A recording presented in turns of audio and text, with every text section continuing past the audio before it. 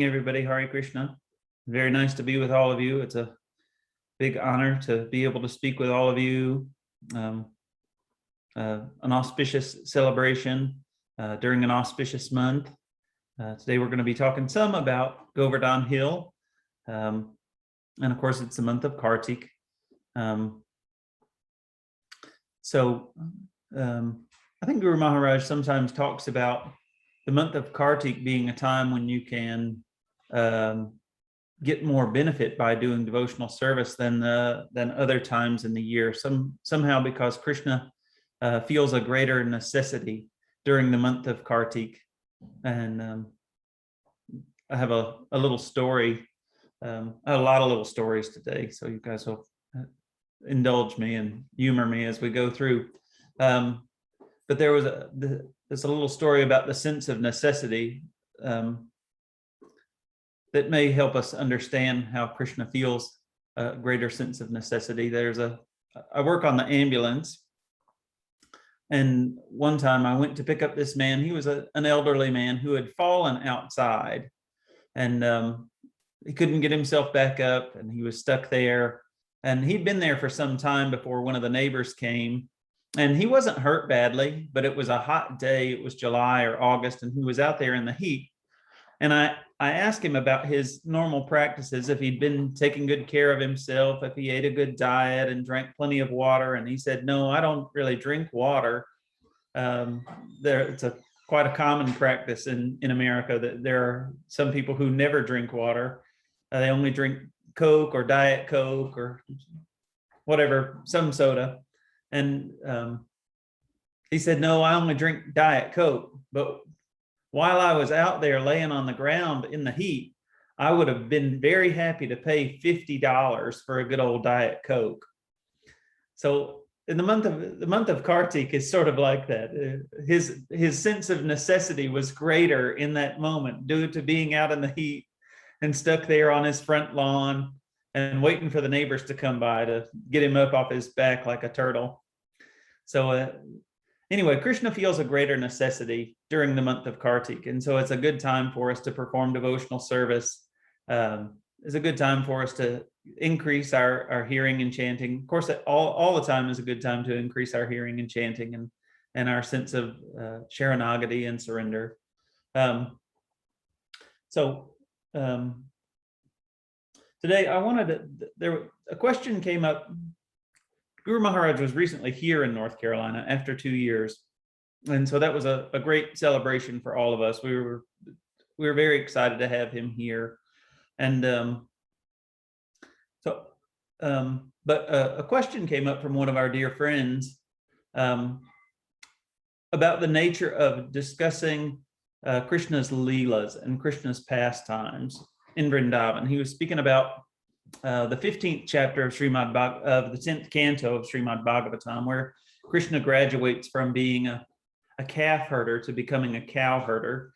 And so he's going into all these very specific and detailed pastimes. And our friend asked that, so a lot of the talks are very beautiful, and I'm not able to follow all of it. But I wish that there were something a little more practical that I could apply in my daily life. So I wanted to backtrack just a little bit, and I don't want to delve into this too long. I don't want to give a long introduction, but I did want to backtrack a little bit. And like, I don't exactly know who everyone is in the audience, and I don't know where everyone is. So I think a little background might be good. Like Guru Maharaj says, sometimes it's the philosophy or what we're talking about, it's too high for some and too low for others. I wanted to give a little bit of a background to answer the question, how is Krishna Kata practical? So we'll go to one of the practical answers that Krishna gives is found in the 7th chapter, in the first verse of the 7th chapter. So the chapter is called the Yoga of Knowledge and Realization. And I'll read you the verse. I guess we should offer some invocation prayers also. Om Gyana Timirandasya Gananjana Salakaya Chakshur Unmilitam Jena Tasmai Shri Gurave Namaha Siddhantot Palasara Nitya Rasikam Hamsam Vilasatmakam Odaryakya Sudama Sevakadanam Vishramba Bhakti Pradam Yatcha Yukti Vichakshanam Tvagavido Vasista Saktya Sada Vandeham Tripurari Namaka Yatim Sri Bhakti Vedantinam Jai Sri Krishna Chaitanya Prabhu Nityananda Sri Advaita Gadadhar Srivasadi Gaura Bhaktivinoda Hare Krishna Krishna Krishna Hare Hare Hare Ram Rama Hare Hare Hey Krishna Karuna Sindhu Dinabandhu Jagatpate Gopesha Gopika Kanta Radha Kanta Namostute Dr. Kanchana Gourangi Radhe Vrindavaneshwari Vrishabhanu Sute Devi Pranamami Hari Priye. So, Krishna says in the first verse of the 7th chapter, Sri Bhagavanu Vacha, Maya Ashakta Mama Partha, Yogam Yunjan Marasraya, Asamsayam Samagramam, Yatha Gyasyasi Touch Trinu. The Lord of Sri said, listen, O Partha, how with mind attached to me, practicing yoga and taking refuge in me, you can know me completely without a doubt. And Guru Maharaj offers a really beautiful purport. He talks about what it means to, the full scope of knowledge and understanding about Krishna, what prospect that offers us. So hearing about Krishna, of course, is the beginning of devotional service. It doesn't really matter what tradition you come from. I think most religious traditions around the world suggest hearing extensively as a means of understanding what God is, what the foundational knowledge of God is, what is the world, what are we, and what is our relationship to God, and what is our relationship to the world. And as Guru Maharaj often likes to say, there's an old song, to know him is to love him. When I was a little boy, I had my mother's records, all of her vinyl records from the 50s. And I used to have the big headphones with the 1/4-inch jack. And so I would listen to these songs. So I was familiar with that. I've actually compiled a Spotify playlist of the songs that Guru Maharaj has quoted, just for fun. And maybe I'll share that with you guys sometime. I don't remember what I've entitled it, but there are many. But it's an old song. To know him is to love him. Just to see him smile makes my life worthwhile. Yes, to know him is to love him, and I do. So that's one of Guru Maharaj's suggestions about understanding Krishna and understanding why it's important to hear about Krishna, because knowing about Krishna, by nature, we're not to launch into like where does bhakti come from? I don't want to get into that too much, but I think that for all individuals in the world, we all have a sense that we come from somewhere and that we have something higher, a higher potential within us. And I think that it's natural for us to want to seek our source, or we want to have some connection with that.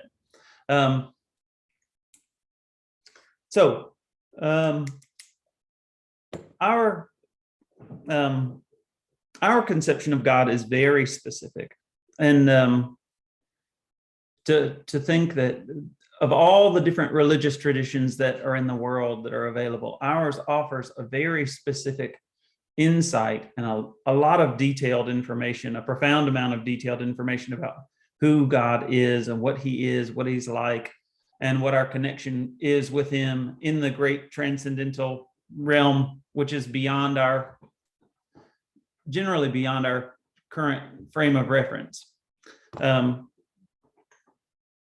There are also other conceptions within the Vedic idea. We have a Brahman conception, and we have a Paramatma conception. So, of course, the Brahman is the unvariegated, comprehensive ideal, where all conscious beings become folded into one in one homogeneous, unified light, maybe. And of course, we have a localized idea of what is God, the Param Atma. So the Atma means the self or the soul. It means a lot of different things. And Param means the supreme. So the supreme soul who accompanies the living entity through their sojourn of life in the material world. And then you have a lot of different conceptions. You have the deists who have an idea of God as like a clockmaker. So he makes the world, he makes the universe, and then he sends it out, and then it runs on its own. The gears work, and it runs however it does. But he's detached. He's back at the clock shop making other clocks. And then the Muslims have an idea that God might be formless. It's important to the Muslim people that God not have a form somehow. And you'll have to indulge me a little bit here. I'm not a serious student of any of these other traditions. I'm partly a serious student of our own tradition. So part of what I'm saying is I've only tasted the sweetness of what those traditions have to offer by mostly licking the outside of the bottle. So there may be more to what they have to offer. But our conception is very specific. So Guru Maharaj talks about this Bhagavan feature where Krishna is the supreme person. And he says Bhagavan is the personal, lovable aspect of Godhead, replete with eternal form, abode, associates, and pastimes. So that's what we're talking about when we think about Govardhana Hill. Of course, we're talking about some important place within his abode. But delve into this for just another minute.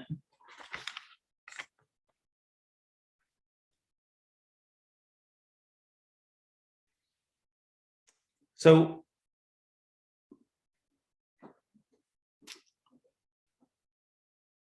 Prabhupada compares these three aspects of God, Brahman, Paramatma, and Bhagavan compares it to a few different things, but one of the things he compares it to is a mountain.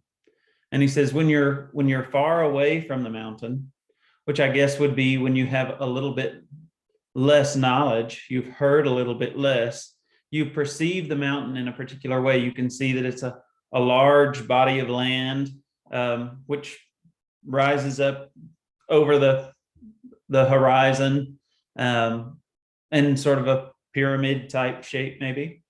And then as you get closer, you can see that you can see different types of trees, and you can see the different foliage, and you can see some patches of evergreen trees, and you can see some patches of deciduous trees. And then when you get really close, you can see that there are all kinds of living entities that are supported by that mountain.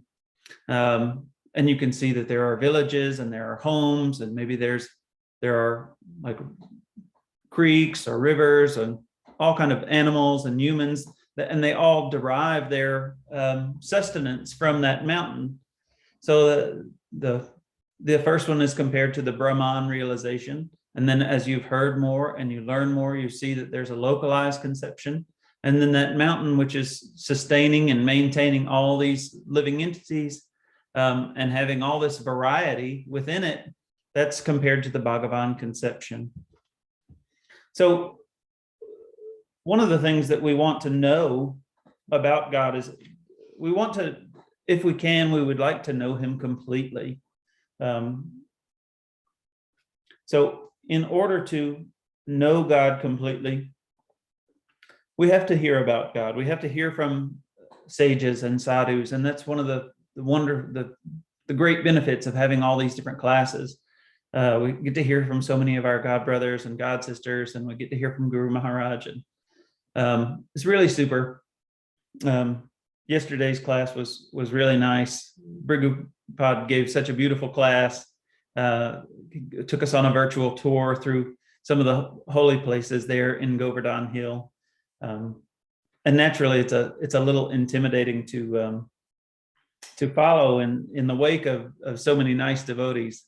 I heard an interesting story, and I decided I'm going to share all of these stories that come to mind. But this week on the internet, I saw a video where there were some famous rappers and other people talking. And so Jay-Z was giving an account of how he had played a show with another rapper named DMX. Both of these gentlemen are very, very famous rappers. And so Jay-Z said, I was supposed to play in some huge arena, Madison Square Gardens or something in New York. And DMX went out and he was supposed to play first. And then I was supposed to go on and play next.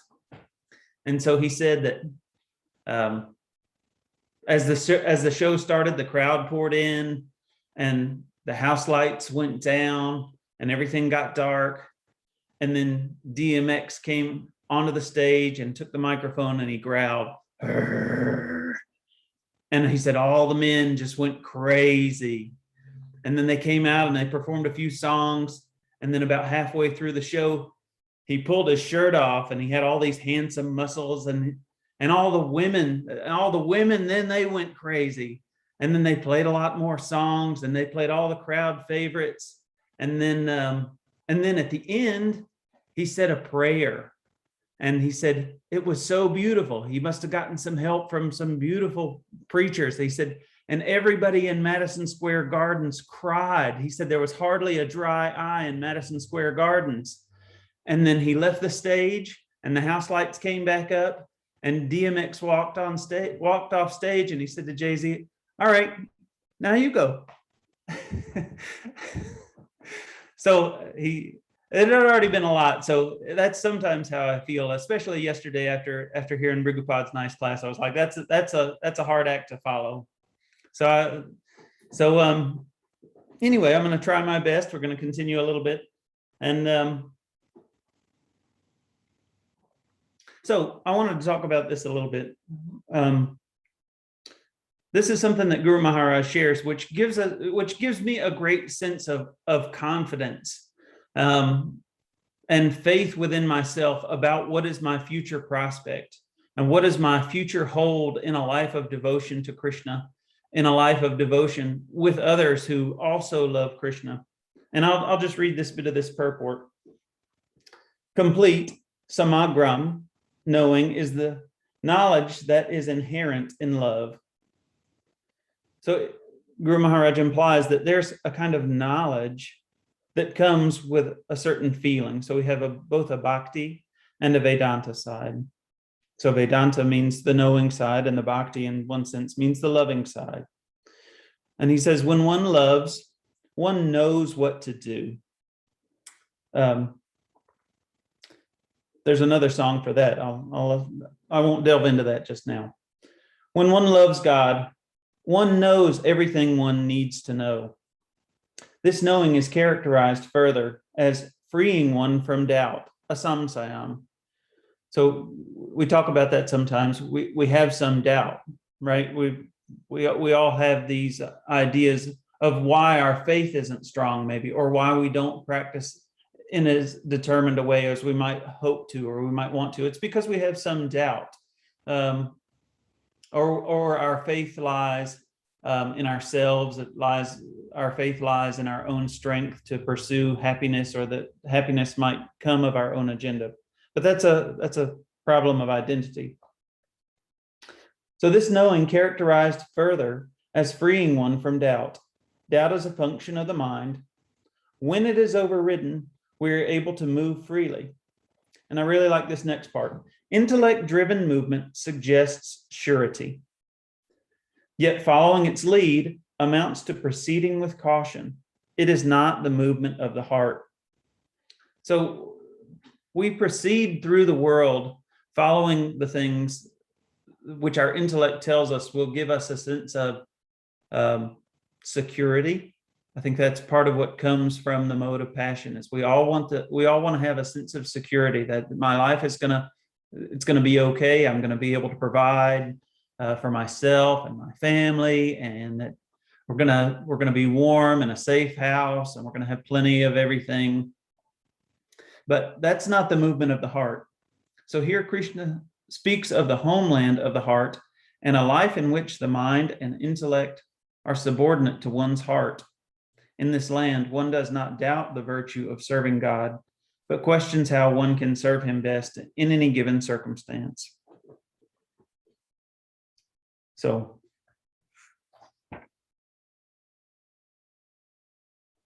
part of what's practical about hearing discussions about Krishna and his pastimes is that one point, there are several points to make, and I'll try and be brief, is that hearing about these pastimes in and of itself is devotional service. Also, hearing about these pastimes is nourishing for some people who are eager to hear that. There are many types of things one can hear in the material world. And some people yearn to hear about the deeper inner secrets of what goes on within Krishna's pastimes. We're going back to that feeling of security and that sense of self, which has to strive and achieve and gain something in the world. Those things will never be, they will never last, for one, and they'll never give us the kind of happiness and sense of security that comes from actually knowing who we truly are as the servant of Krishna, as an eternal soul. We're talking about Atmananda, and we're also talking about Bhakti Ananda. So we have to understand what our identity is. So hearing about Krishna is practical based on our sense of identity. And I want to go through this just a little bit. So in America, they used to talk about this, and I don't know that they teach this, and they may teach this other places in the world as well, but that everything within the material world is either an animal, a vegetable, or a mineral. And so that comprises all that all that we see and all that ever has been.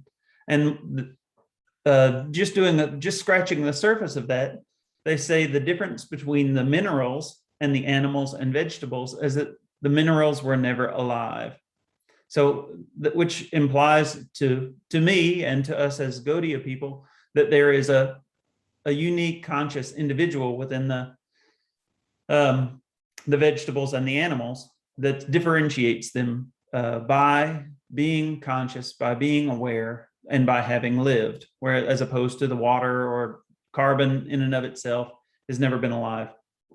So in a similar way, I wanted to show you guys this. We have, Heather's got everything blurred. So all it says is that in our Gaudiya tradition, what we have, there are only three things. We have a Maya Shakti, a Tatastha Shakti, and a Svarup Shakti. There are only three things. So Krishna's external energy, and Krishna's marginal energy, and Krishna's internal energy. So hearing about Krishna's pastimes is important because we are Krishna's marginal energy, and we have the tendency to be influenced by whatever we're around. So if we're surrounded by the material energy all of the time, then we're going to be influenced to act on our more material tendencies. And if we're surrounded by Krishna's spiritual energy all of the time, then we're going to be influenced to act in a way that's spiritual. So of course, I talked about this longer than I meant to so far, but I'll just go through these verses and then we'll jump into something else. But I wanted to give a foundation I wanted to try and answer this.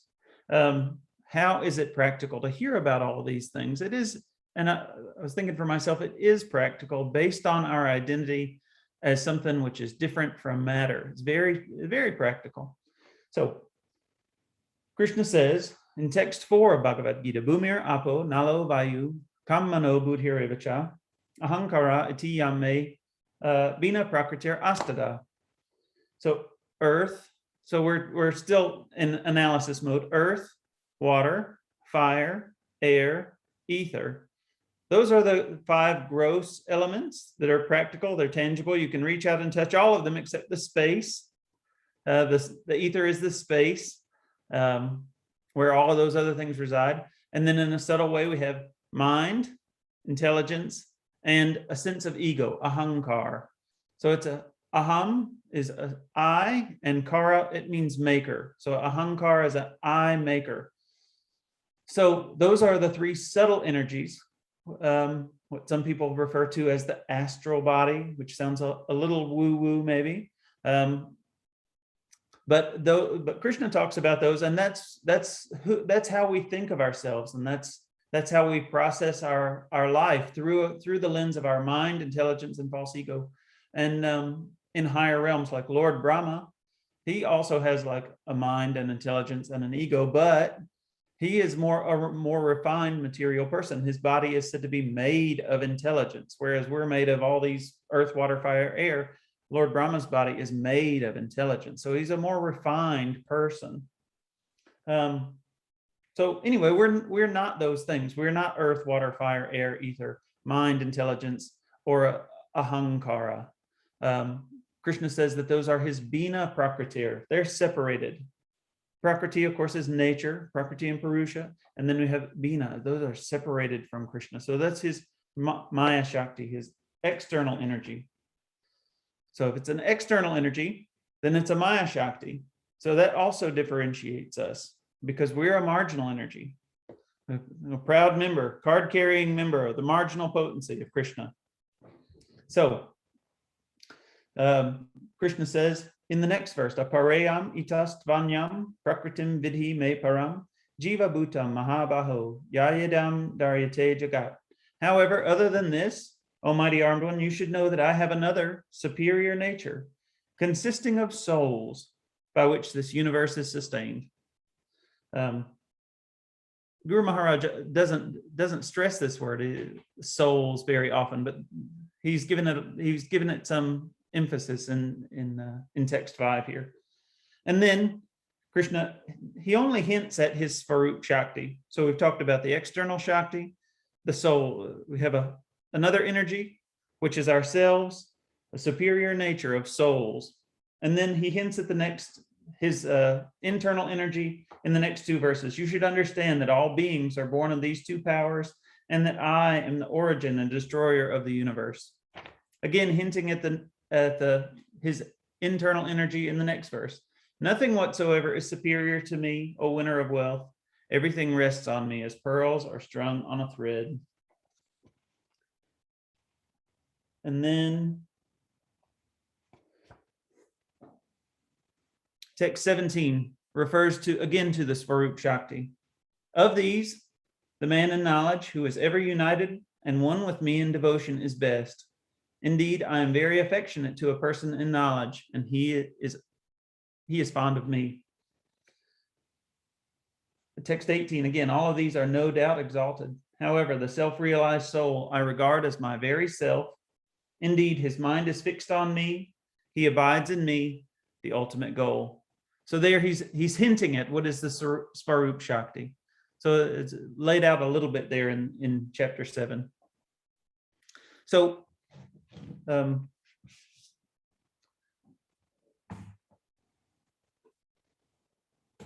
here, we'll transition a little bit. We'll do some practical hearing about these very specific and esoteric things about the nature of Krishna's pastimes. And I hope that it'll be practical for all of us to hear these things. We're going to talk today about a devotee of Krishna. So this devotee, he sets a good example for us. And that's part of what the bhakti process is. as Raganuga devotees. We hope to become followers of these very serious devotees, very stalwart devotees, or devotees who, ultimately the devotees who have these feelings of devotion that are inborn and indwelling within them, or people who have worked on themselves, and people who have aspired in devotion for a long time. And we hope to be like those people. We hope to emulate them. We hope to do the things that they've done, and we hope to develop the feelings that they're already feeling. I was thinking earlier this week that Govardhana, the pastimes at Govardhana and all of Krishna's pastimes are an eternal Leela. They're a Nitya Leela. And that there are probably people who are experiencing the Govardhana Leela today, somewhere in one of the universes, who are like ourselves. At some point in their previous life, they were a Bada Jiva living in maybe on the Earth planet. Maybe there's some Bada Jiva who was in North Carolina, but now today in some other universe, he's experiencing the Govardhana Hill. He's standing there surrounded by loving devotees of Krishna, and Krishna's holding Govardhana Hill in his left hand. In his past, he was a conditioned person in North Carolina, but today he's an exalted, loving, like cowherd boy, cowherd girl, cowherd man, and in under the hill, protected from Indra's torment of the Samvartaka clouds. So one day we will get there. So anyway, today I want to talk a little bit. We're going to transition. We're going to talk about one of these amazing devotees. This is one of the people that we can look to about our potential in devotion for Krishna. And I want to talk just a little. This person, of course, is a tirtha unto themselves. And when Guru Maharaj was here, it was one of the verses that he asked for. King Yudhisthira is speaking to Vidura, and he said, and Yudhisthira tells Vidura that saintly persons like himself, who always carry the Lord within their heart, are themselves places of pilgrimage. They are a tirtha. And Guru Maharaj went on to explain that a tirtha is like a person or a place that the veil or the covering between what's apparent in the spiritual world and what's blurry in the material world, that veil becomes very thin. So Bhakti Rasa, she was recently talking about the nature of Halloween, and Halloween is a time when it's thought that the veil between the material realm, our obvious material realm, and the subtle spiritual, subtle material realms, that veil becomes thin. So that's a time when that happens. But today we're going to talk about a person who is a person who embodies the opportunity for that veil to be lifted, and for us to peer within those private things that come to us by mercy, some things that we can't necessarily qualify ourselves for. In the association of such a person, we get the opportunity, we become privileged to see beyond the veil, and we see into those feelings. When Guru Maharaj talks, and when a lot of devotees that give classes talk, we have these feelings that arise in us that are there. They lay a little bit dormant sometimes when we're doing so many practical things in our life. But in the right association, we get to see, we get to hear those things, and we get to feel those feelings. So we pick up in the story in Chaitanya Charitamrita. And in the Chaitanya Charitamrita, we're going to talk about our primary hero, Lord Chaitanya. And in Lord Chaitanya's travels, he happens to be visiting in a village called Remuna. and he's visiting the temple of Gopinath. So Lord Chaitanya visited the temple and offered his obeisances with great devotion. And when Lord Chaitanya offered his obeisances, the garland of flowers, or the crown of flowers that had been on the head of the Gopinath deity, fell onto and landed on the head of Lord Chaitanya, which must have been wonderful for all the devotees that were there, the pujaris and the other devotees that accompanied Lord Chaitanya. And he chanted and danced in various ways. And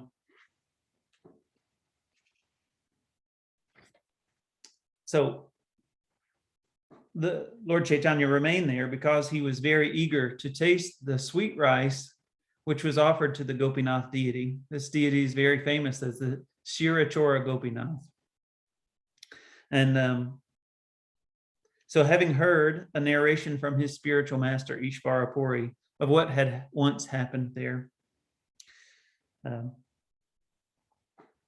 So formerly, this deity of Shirachora Gopinath had stolen a pot of sweet rice for Madhavendra Puri. And therefore, he became very famous as the deity that stole the pot of sweet rice for Madhavendra Puri. So Madhavendra Puri is said to be the incarnation in some circles, according to some of these bhajans, Gaudiya Vaishnava bhajans, we take on good faith that Madhavendra Puri is said to be the incarnation of the Vamsivat tree. So there are many special places within Vrindavan where Radha and Krishna might meet in some clandestine way. There's some secretness about the places where they meet and what goes on in those meeting places.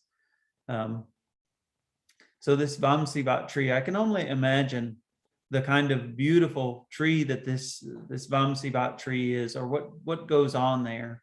But Madhavendra Puri, of course, is said to be an incarnation of that tree. And of course, Guru Maharaj says we should approach such topics with a little bit of hesitancy, a little bit of caution. I think I've asked him a number of questions about this, about Goragana Deshadipika and things like that, where certain persons are described. And he's given me reason to think about it. And I don't know, to have some caution. So Madhavendra Puri was traveling alone for a long time, and he made his way to Vrindavan, and very happy to be there. And so he arrived there, and he took his bath at the Govinda Kund. And Madhavendra Puri, he was chanting, and it was a beautiful verse. Madhavendra Puri was almost mad in his ecstasy of love of Godhead, and he did not know whether it was day or night. Sometimes he stood up, and sometimes he fell down. He could not discriminate whether he was in a proper place or not. And sometimes you hear Lord Chaitanya described like this too. He didn't know whether it was day or night. And I think it indicates to us the depth of the potential for us and for all kinds of devotees to delve into their inner life, and what you can see when you close your eyes to the practical considerations of the modern world and delve deeply into Krishna's holy names and to these beautiful pastimes of Krishna. So Madhavendra Puri was really swept away. After circumambulating the hill, Madhavendra Puri went to Govinda Kund and took his bath, and then sat beneath a tree to take his evening rest. And while he was sitting beneath this tree, an unknown cowherd boy came, and he offered Madhavendra Puri a pot of milk. And smiling, he addressed him as follows: "O Madhavendra, please drink this milk. Why don't you beg some food to eat? And what kind of meditation are you doing?" So when Madhavendra Puri saw the beauty of this boy, he he felt relief from all of his hunger and thirst and being tired. And he responded with some of his own questions. Madhavendra Puri says, "Who are you? And where do you reside? And how did you know that I was fasting?" So in Vrindavan, there are many sadhus, and sometimes they live by either doing something practical to get their food and other practical things. Sometimes they do madhukari, which of course is like the bee that goes from place to place. It's a honey maker, not a eye maker, a honey maker. And so Guru Maharaj has given a lot of accounts about the madhukari, but Madhavendra Puri wasn't doing madhukari. And so this little boy, he responds, "I'm a cowherd boy, and I reside in this village, and in my village, nobody fasts. In this village, some people can beg for food, and other people, they only drink milk. But if a person fasts and doesn't ask anybody for anything, I make sure that they have plenty of milk." He says, the women who came here to take water, they saw you, and they supplied me with milk to bring you. So it's interesting to imagine there are some, maybe some older gopi women who had gone to Govinda Kund, and they come back and they might say to Krishna, "There's a sadhu who's come into our village. Maybe you should take him some milk." And so he said, this boy, he says, I have to go very soon and milk the cows, but I'll return and I'll take the pot back from you. And saying this, the boy left this place, and soon, like very soon, he couldn't be seen at all. He had vanished. And Madhavendra Puri's heart was filled with wonder. So Madhavendra Puri drank the milk, and he washed the pot, and he set it aside because the boy said he was going to return and take the pot. And then I like the description here. It said, he looked toward the path, and the boy never returned. And you think sometimes you're watching for somebody to, he said he was going to return, and I'm watching him. He's going to return. And so Madhavendra Puri couldn't sleep. He sat and chanted the Hare Krishna mantra, and at the end of the night, he dozed a little, and then and his external activities had stopped. And in a dream, Madhavendra Puri saw the very same boy. The boy came before him, and holding his hand, took him to a bush in the jungle. The boy showed Madhavendra Puri the bush and said, "I reside in this bush. And because of this, I suffer greatly from the heat and the cold and the rain." As Guru Maharaj said in one of his lectures, he said, "I live in this bush and I'm hot. So please bring the people of the village and get them to take me out of this bush and have them situate me nicely on top of the hill." So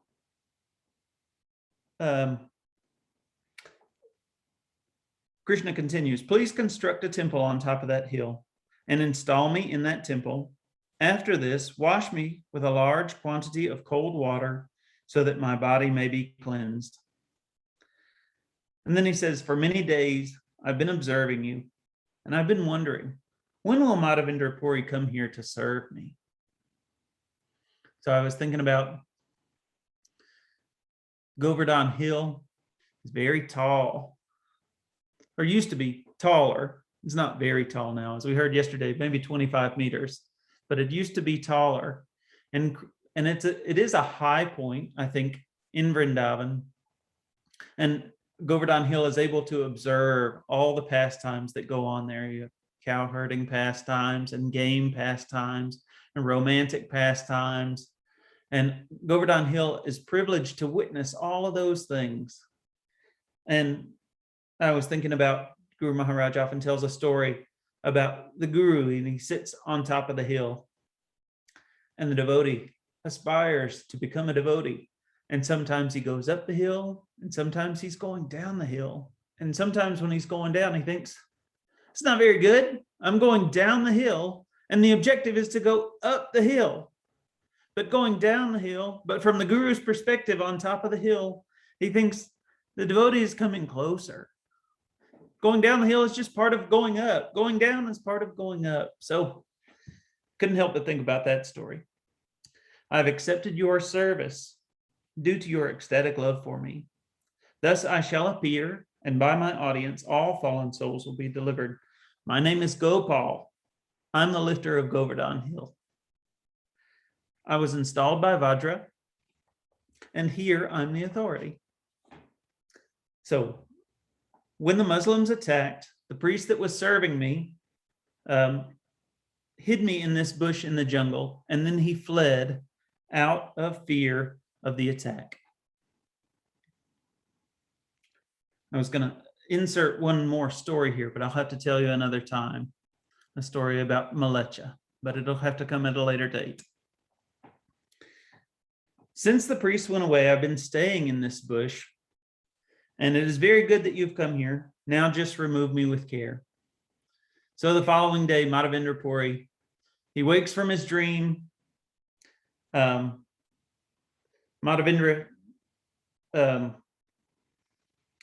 Puri woke from his dream and considered all that had happened. He considered that beautiful cowherd boy, and then he considered that Gopal, which was in his dream, which had led him to this spot in the jungle. And then it says a beautiful thing. It says that Madhavendra Puri cried for some time, and then fixing his mind on his service to Gopal, he became tranquil. So that may happen to us sometimes in our life. Some unwanted thing might happen. We might go through something difficult. And so in this instance, we should follow the example of Madhavendra Puri. We may cry for some time, and then we think about our identity, and we think about our service to Gopal, and then we'll become tranquil. And then we proceed in the land of the heart. After taking his morning bath, Madhavendra Puri entered the village and assembled all the people. And he spoke as follows. So you can imagine someone comes into town who's not familiar with all the other villagers. And this is the village of Govardhana. These are Brijbasis. And they say, I had a dream. You can imagine, maybe if I came to you and I said, Shamananda and Sakirati, I had a dream last night. Eyes are wild. I had a dream, very profound dream, and I need for all of you to come. And we're going to go into the jungle. It's very thick. I have an axe for everyone, and we're going to chop our way through the jungle. There's a deity, and we're going to go find him. And you might say, look, buddy, I got several things planned for the day. I don't think I'm going to be able to go with you on your trek into the jungle. But Madhavendra Puri, of course, is a very profound devotee. And I'm sure he had a very profound feeling. He's had a very profound day and a very profound night. And so everyone was convinced. And so everyone gathered their axes and machetes and shovels, and they launch in. And Madhavendra Puri, certainly he leads them to the bush where Gopal had led him the previous night. And there they find a large deity of Krishna buried beneath the bush, just there on the edge of the Rajasthani desert. He'd been there for a long time. And can't help but think about Sumati. When I was living in Saragrahi, a lot of our seva was to go out, and we were clearing the forest. There were lots of thick places, and Sumati was there, and she's, like 75 years old at the time, and we're surrounded by people who are in their 20s and 30s and 40s, and Sumati is working very diligently right alongside them. So I can't help but think about Sumati chasing off after Madhavendra Puri to find this deity of Gopalnathji. When they saw the deity covered with dirt and grass, they were all struck with wonder and pleasure. And after they had cleansed the body, they had found that the deity was very large, and that no single person was going to be able to lift the deity. So several of the big, strong men, they came up and they picked up the beautiful deity of Gopalnathji, which had been covered under the dirt and dust and roots of Vrindavan. And then they carried him to the top of Govardhana hill. A big stone was made into a throne, and the deity was installed upon it. And all the Brahmin priests of the village gathered with water pots, and the water from Govindakund lake was brought there. And when the deity was being installed, 900 pots of water were brought from Govindakund. There were musical sounds of bugles and drums and the singing of women. During the festival, at the installation ceremony, some people sang and some people danced, and all the milk and yogurt and clarified butter in the village was brought to the festival. So you can't help but think of the Annakut ceremony performed when Krishna was there with Nanda Maharaj and Mother Yashoda and all the villagers, and they had foregone the worship of Indra. So by the power of Madhavendra Puri and the Gopal deity, so villagers brought their entire stock of grain. They brought rice, and they brought dal, and they brought milk products. And there were mounds of rice, and there were mounds of wheat, and there were 5 or 6 brahmanas over here, and they're making a wet vegetable preparation, and 5 or 6 are over here, and they're making dry vegetables, and 7 or 8 they're over here making chapatis, and Brahmins over here, and they're chanting mantras. And so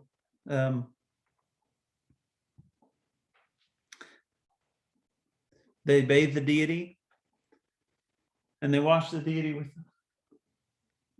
all these hundreds of pots of water from Govindakund, and then they smeared the body of the deity with oil, and so that his body looked very glossy. And I can't help but think about some of the deities in Saragrahi when they're worshiping the deities. Bhakti Ras and Sumati, they're dressing the deities, and Ashram Maharaj, he's bathing and decorating his Thakurjis, and Subal's there, and he's decorating and asking little questions from Ashram Maharaj, and Chitta's there, and he's making sandalwood paste, he's crushing, and got a mortar and pestle, and so they're making the deities very beautiful and very glossy. And then he was nicely dressed in new garments, and then they offered all these mountains of food, sweetmeats and sweets and ladus and gulab-jamins. And after the final offering, Krishna was offered tambula and pan, and then the Bhoga Artik was performed, and everyone offered their various prayers and obeisances. And then as the days went by, all the local villagers, they heard there's an amazing sadhu, Madhavendra Puri, and he's appeared here in Govardhana. And the villagers there, they all followed him out on some half-baked trek to find this beautiful deity. And sure enough, it was there. And now this beautiful deity has been installed at the top of Govardhana hill. So all the surrounding villages, day after day, they were coming, and they're bringing their grain, they're bringing their rice and wheat, and everybody's coming nicely dressed, and there are Brahmins coming from every village, and there's 5 or 6 over here, they're making chapatis, and over here they're 5 or 10, they're making stacks of sweetmeats. And in that way, the Annakut ceremony was performed day after day there in Vrindavan.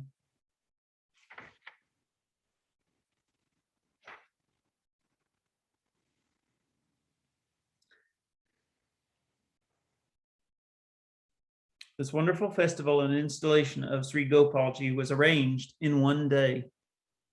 Certainly all this was accomplished by the potency of Gopal. No one but a devotee can understand this.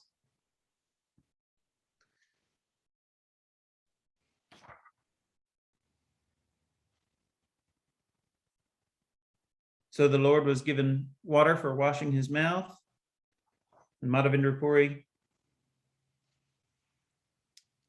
brought a new cot and new bedding, and the deity was put to rest. And later that night, he took a milk preparation. More devotees came,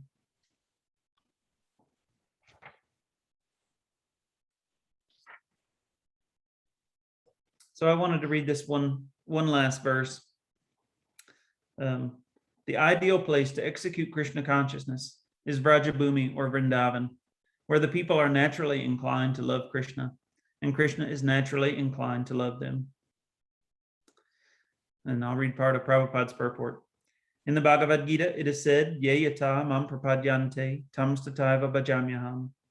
There is a responsive cooperation between the Supreme Lord Krishna and his devotees. The more a devotee sincerely loves Krishna, the more Krishna reciprocates, so much so that a highly advanced devotee can talk with Krishna face to face. Krishna confirms this in Bhagavad Gita 10:10. Desham satata yuktanam bhajatam pritipurvakam dadami buddhi yogam tam yena mam upayantite. To those who are constantly devoted to serving me with love, I give the understanding by which they can come to me. The actual mission of human life is to understand Krishna and return home back to Godhead.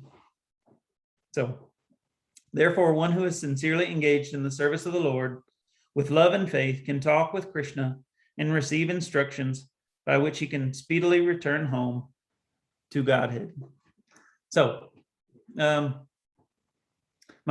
Puri is such a person, and with great faith and devotion and care and attention in our service, one day we may become such persons ourselves, and we can be some of those people standing under Govardhana Hill, and we might be holding our sticks up to help our friend Krishna, or worrying, oh, Krishna, his muscle must be getting very tired. I should maybe give a little massage there. Or maybe we'll be like a proud Brahman boy like Madhu Mangal, and we're saying this hill, it's Krishna, it looks like Krishna is holding it up, but it's the power of my mantras. I got this hill supported, I have mantra power.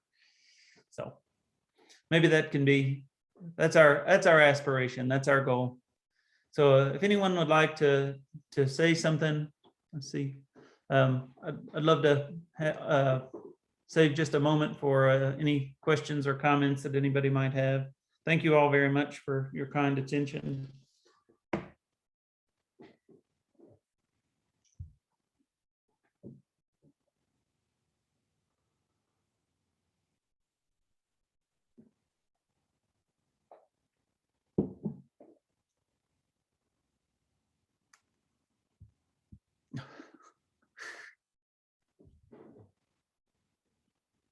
All right.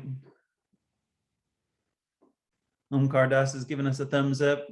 Carolina says, Hare Krishna, thank you very much. I really appreciate the way you shared these topics. Very sweet, inspiring, and hopeful. So.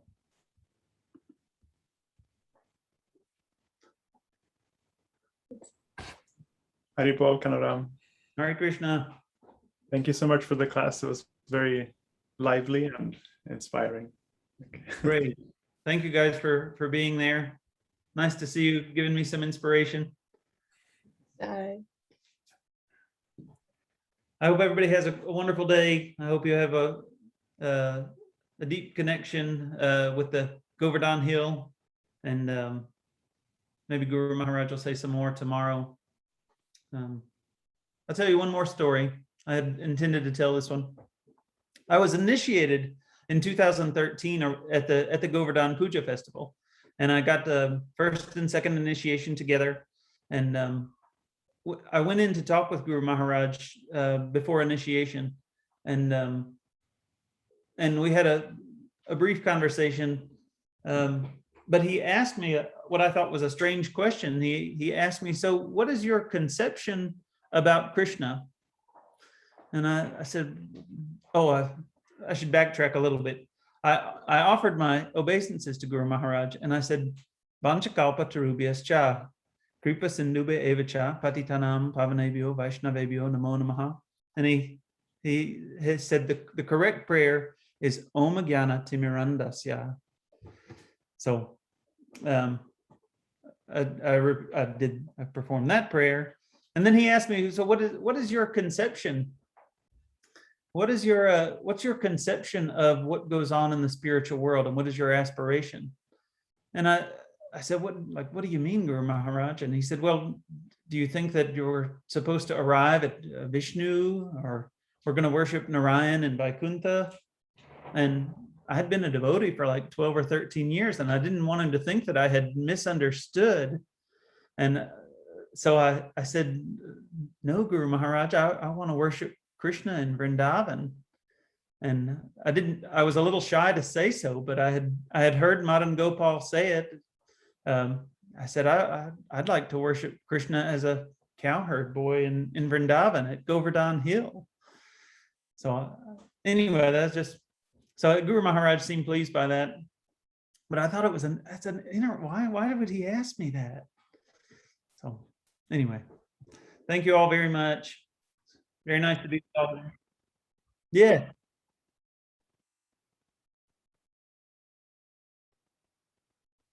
Okay.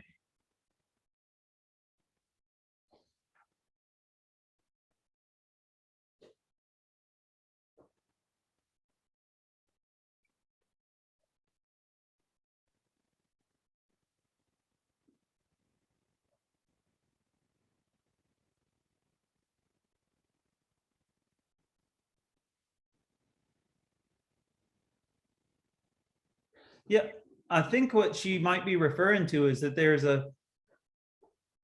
a deity of a cowherd boy. Is that right?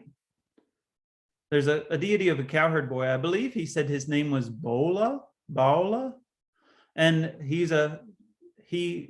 the pastime, if I remember correctly, was that Krishna was on his way to Mathura, and Baula was a cowherd boy, and he said, Krishna, you should come and take lunch at my house. And Krishna said, oh, that sounds really nice, but I have some business to attend to. I have to go to Mathura and attend to some things, but then on my return trip, I'll stop and we can have lunch together. But then Krishna didn't return. So Baula was waiting there, and he's fasting. Like, who is it? Oh, I can't think of the person's name. Anyway, he was fasting, and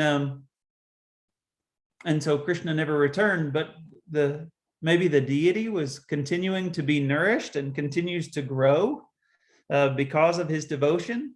So the deity is there, and maybe the cowherd boy, of course, is growing and being nourished by the strength of his devotion, and maybe the deity is doing a similar thing, this Baula.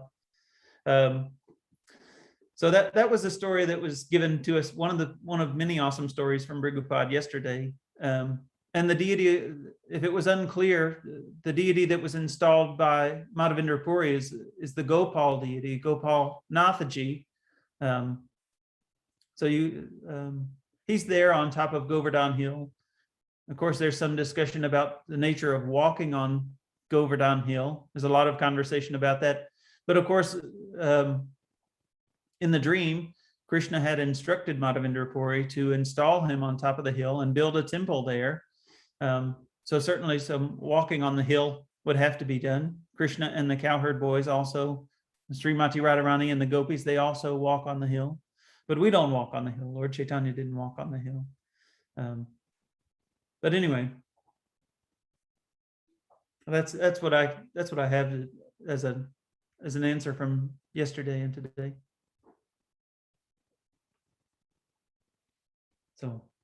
So nice to see all of you, and maybe we'll see you tomorrow when Guru Maharaj is on, same time, same place. Till then, Hare Krishna. Jai Shriman Kanuram Prabhu ki jai. Jai. Bye.